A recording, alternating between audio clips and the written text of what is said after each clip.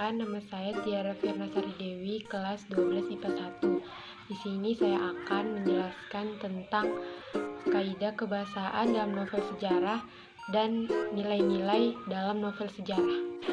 Yang pertama, saya akan menjelaskan tentang kaidah kebahasaan yang berlaku pada novel sejarah. Kaidah kebahasaan pada novel sejarah ada 7. Yang pertama, menggunakan banyak kalimat bermakna lampau. Contohnya, prajurit-prajurit yang telah diperintahkan membersihkan gedung bekas asrama telah menyelesaikan tugasnya. Contoh kedua, dalam banyak hal, Gajah Mada bahkan sering mengemukakan pendapat-pendapat yang tidak terduga dan membuat siapapun yang mendengar akan terperangah. Apalagi bila Gajah Mada berada di tempat berseberangan yang melawan arus atau pendapat umum dan ternyata Gajah Mada terbukti berada di pihak yang benar. Kaidah kebahasaan yang kedua yaitu menggunakan banyak kata yang menyatakan urutan waktu atau konjungsi kronologis temporal seperti sejak saat itu, setelah itu, mula-mula, dan kemudian. Contohnya, setelah juara gulat itu pergi, sang adipati bangkit dan berjalan tenang-tenang masuk ke kadipaten. Contoh yang kedua yaitu, sejak sekarang kau sudah boleh membuat rancangan yang harus kau lakukan. Gagak Bongol. Sementara itu, di mana perjanjian akan dilakukan, aku usahakan malam ini sudah diketahui jawabnya. Kaidah kebahasaan yang ketiga yaitu menggunakan banyak kata kerja yang menggambarkan suatu tindakan atau kata kerja material. Contohnya, di depan Ratu Biksuni Gayatri yang berdiri, Sri Gitarja duduk bersimpuh, emban tua itu melanjutkan tugasnya. Kali ini untuk Sekar Kedaton Dyah Wiyat yang terlihat lebih tegar dari kakaknya, atau boleh jadi merupakan penampakan dari isi hatinya yang tidak bisa menerima dengan tulus pernikahan itu. Ketika para ibu ratu menangis, yang menulari siapapun untuk menangis, Dyah Wiyat sama sekali tidak menitikkan air mata, manakala menatap segenap wajah yang hadir di ruangan itu. Yang hadir dan melekat di benaknya justru wajah Rakrian Tanca, ayunan tangan Gajah Mada yang menggenggam keris kedah prajurit tampan itu masih terbayang melekat di kelopak matanya. Kaidah kebahasaan yang keempat yaitu menggunakan banyak kata kerja yang menunjukkan kalimat tak langsung sebagai cara menceritakan tuturan seorang tokoh oleh pengarang.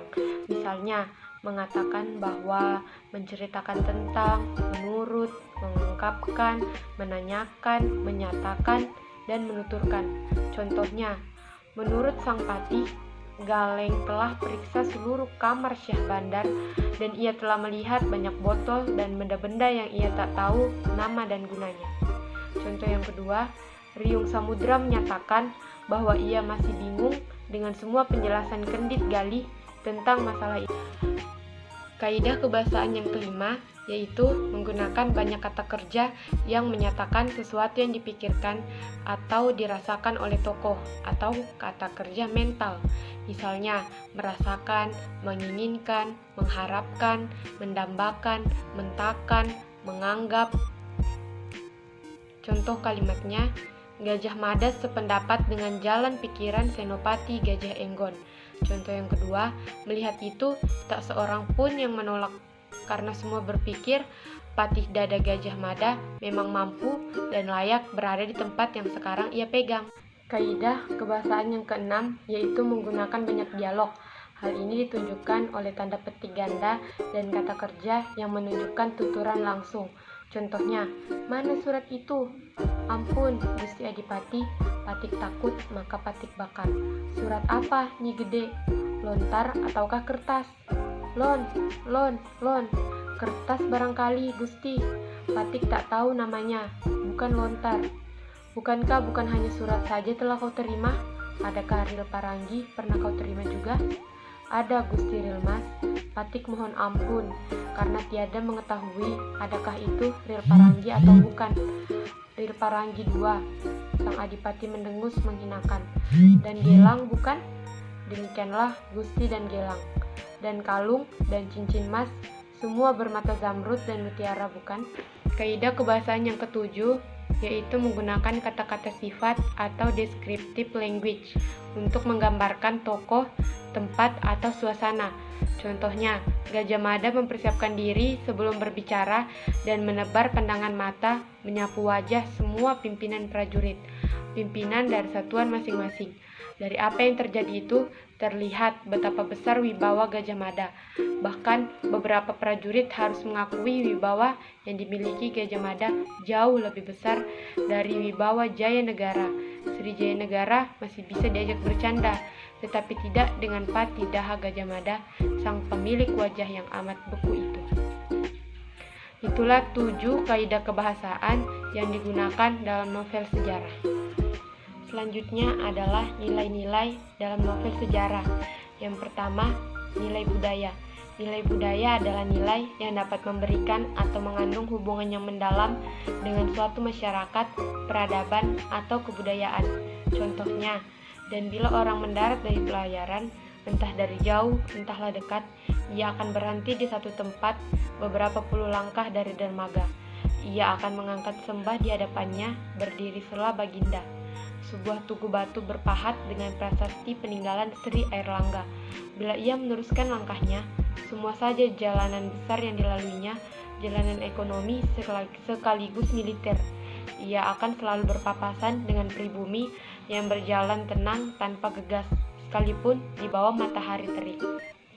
Nilai budaya dalam contoh di atas, contoh yang saya bacakan tadi, ada nilai budaya timur yang mengajarkan hidup tenang, tidak terburu-buru, segala sesuatunya harus dihubungkan dengan alam.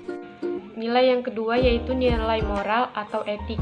Nilai moral atau etik adalah nilai yang dapat memberikan atau memancarkan petuah atau ajaran yang berkaitan dengan etika atau moral.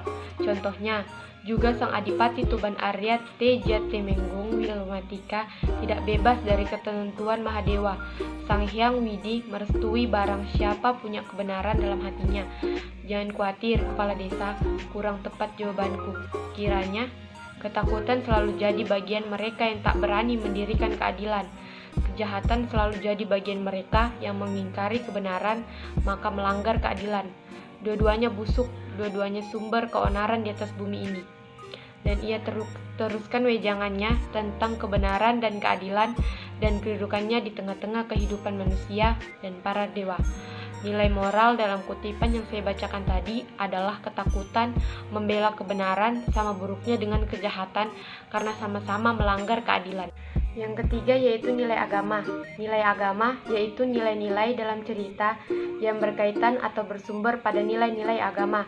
Contohnya, kala itu tahun 1309, segenap rakyat berkumpul di alun-alun. Semua berdoa, apapun warna agamanya, apakah Siwa, Buddha, maupun Hindu. Semua arah perhatian ditunjukkan dalam satu pandang ke Purwakarta yang tidak dijaga terlampau ketat. Segenap prajurit bersikap sangat ramah kepada siapapun karena memang sedemikian sikap keseharian mereka. Lebih dari itu, segenap prajurit merasakan gejolak yang sama oleh duka mendalam atas gering yang diderita Kertarajasa Jayawardana. Nilai agama dalam kutipan tersebut tampak pada aktivitas rakyat dari berbagai agama mendoakan Kertarajasa Jayawardana yang sedang sakit.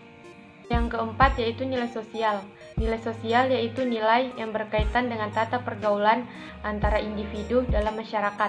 Contohnya, sebagian terbesar pengantar sumbangan, pria, wanita, tua, dan muda menolak disuruh pulang. Mereka bermaksud menyumbangkan tenaga juga. Maka jadilah dapur raksasa pada malam itu juga. Menyusul kemudian datang bondongan gerobak mengantarkan kayu bakar dan minyak-minyakan. Dan api pun menyala dalam berpuluh tungku. Dalam kutipan di atas, nilai sosial tampak pada tindakan, menyumbang, dan kesediaan untuk membantu pelaksanaan pesta perkawinan.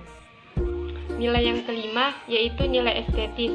Nilai estetis yakni nilai yang berkaitan dengan keindahan, baik keindahan struktur pembangun cerita, fakta cerita, maupun teknik penyajian cerita. Contohnya, betapa megah dan indah bangunan itu karena terbuat dari bahan-bahan pilihan, pilar-pilar kayunya atau semua bagian dari tiang saka, belandar, bahkan sampai pada usuk diraut dari kayu jati pilihan. Dengan perhitungan, bangunan itu sanggup melewati waktu puluhan tahun, bahkan diharap bisa tembus lebih dari 100 tahun. Tiang saka diukir indah warna-warni. Kakinya berasal dari bahan batu merah penuh pahatan ukir, mengambil tokoh-tokoh pewayangan atau tokoh yang pernah ada, bahkan masih hidup. Bangunan itu berbeda-beda bentuk atapnya, pun demikian dengan bentuk wajahnya. Halaman 3 istana utama itu diatur dengan rapi, sepanjang jalan ditanami pohon tanjung, kesara, dan cempaka. Melingkar-lingkar di halaman adalah tanaman bunga perdu. Nilai estetis dalam kutipan yang saya baca tadi terkait dengan teknik penyajian cerita. Teknik yang digunakan pengarang adalah teknik showing atau deskriptif. Teknik ini efektif untuk menggambarkan suasana, tempat, waktu, sehingga pembaca dapat membayangkan seolah-olah menyaksikan dan merasakan sendiri. Demikian penjelasan tentang kaidah kebahasaan dan nilai-nilai yang terkandung dalam novel sejarah. Kurang lebihnya mohon maaf. Terima kasih dan selamat pagi.